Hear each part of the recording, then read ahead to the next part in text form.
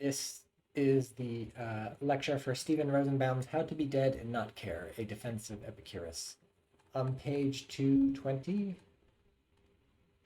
he talks about ataraxia. So his general philosophical aim seems to have been much the same as that of Lucretius, his disciple, to know the truth and thereby achieve ataraxia. There's no reason to believe he would have been willing to peddle ataraxia by means of rhetorical trickery.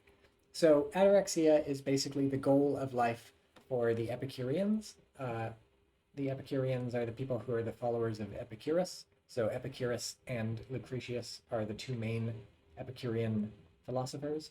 And the goal in Epicurean philosophy is to achieve ataraxia. Ataraxia is a kind of state of happiness or a state of being untroubled by things. Sometimes it's translated as like calmness or sereneness.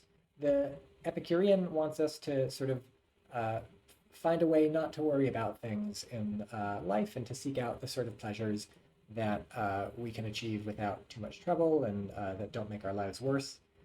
So, the sort of ideal Epicurean life is a very simple life with very simple pleasures, and in virtue of understanding things about Epicureanism, understanding truths about the world, you're not worried about things.